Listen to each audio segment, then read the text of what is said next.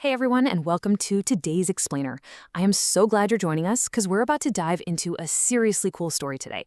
It's actually a super old tale, but it's got a massive lesson hidden right inside it.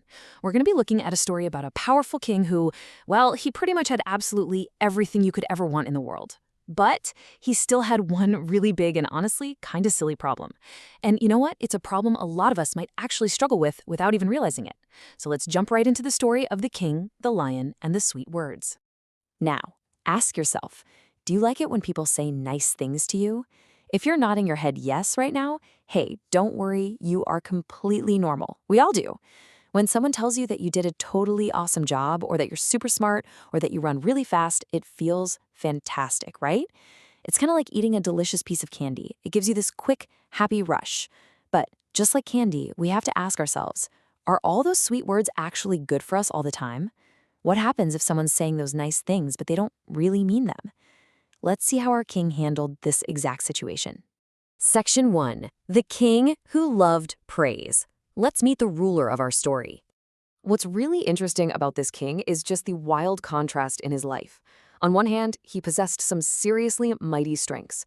Our source material tells us he ruled over a massively prosperous kingdom. There was always plenty of food, he had a brave, super strong army to protect the lands, the people were incredibly loyal, and his treasure rooms, well, they were literally overflowing with riches. He sounded completely invincible. But despite all of this, he had one big weakness. He loved hearing sweet words just a little too much, and he trusted people who praised him way too easily. Seriously, if you walked up to this king and told him he was the most handsome, brilliant king in the entire universe, he'd instantly become your best friend, even if you were secretly trying to trick him.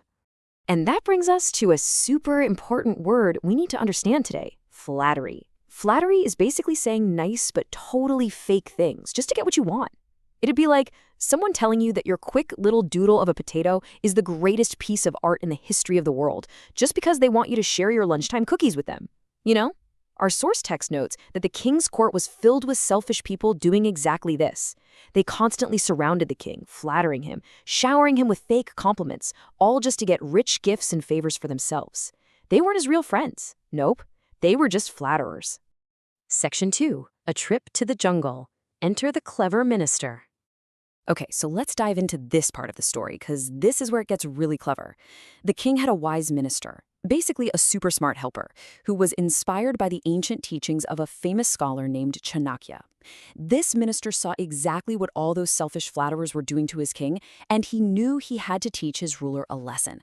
But he didn't just stand there and lecture the king. Instead, he decided to take him on a little field trip. They traveled deep into the jungle, and they came across a very interesting scene. Just imagine this, a magnificent, mighty lion resting peacefully under a giant tree. But all around this grand lion were noisy little foxes and squawking crows. They were jumping around, making incredibly loud sounds, bowing and acting as if they were praising the great lion. Section 3. The lion's true strength. This brings us to a really crucial conversation. As they stood there, hiding behind the bushes, watching this totally funny, noisy scene of foxes and crows yelling sweet things at a sleeping lion, the clever minister turned to his ruler and asked, "Your Majesty, do you think the lion becomes king because others praise him?" It was such a brilliant trap. He was basically asking, does this lion get his power just because these loud little birds and foxes are saying sweet things to him? And the king, well, he wasn't silly about everything, so he gave a really smart answer. He said, no, the lion is king because of his strength, courage, and intelligence. So the big point here is that the king immediately understood how goofy those animals looked. He knew for sure that the lion's real power came from inside himself. It came from his bravery, his muscles, and his smart brain. The squawking of the crows and the yapping of the foxes, that did absolutely nothing to make the lion strong. The minister just smiled. He had the king right where he wanted him. He looked at the king and said, exactly. A ruler who depends on praise becomes weak. True power comes from wisdom, discipline, and the ability to recognize truth from flattery. The minister was basically holding up a giant mirror to the king. He was explaining that relying on fake sweet words actually drains your power. Remember how we talked about candy earlier? Eating a piece of candy tastes awesome for a second. But if you only ever eat candy and never eat healthy food, your muscles are going to get super weak and you won't even be able to run or play. Flattery is literally junk food for your brain. If you only listen to fake sweet words, your leadership, just like your body, becomes weak. Section 4. Flattery versus honest advice. Let's look at how we can actually tell the difference between the two. And this right here brilliantly illustrates the core lesson the minister wanted to teach the king. And honestly, it's a huge lesson for us too. Think about a flatterer. This is a person who uses sweet, fake words. They usually just want something from you, like, those cookies at lunch. And ultimately, they make you weak, just like eating too much sugar. Now, compare that to a true, honest friend. An honest friend tells you the truth, even if it's a little hard to hear sometimes. Like, if your drawing of a potato really does look a little weird, an honest friend will help you figure out how to draw it better. They help you grow and they make you strong, just like eating your healthy vegetables. Honest friends are the healthy food for your mind and your heart. Section 5. Being a strong, honest friend. So, what actually happened to our king? Well, let's see how this builds right into our everyday lives. The wonderful happy ending to our source story is that the king totally understood the minister's lesson.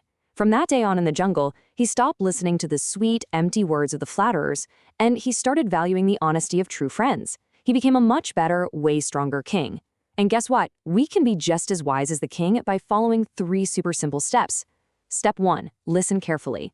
When someone praises you, really listen to their words. Step 2, spot the truth. Ask yourself, are they saying this to actually help me, or do they just want something? And step 3, thank honest friends. When a friend is brave enough to tell you the truth to help you grow, thank them. They're the ones making you strong, just like the mighty lion. So this brings us to a really important question for you to think about as you go about the rest of your day.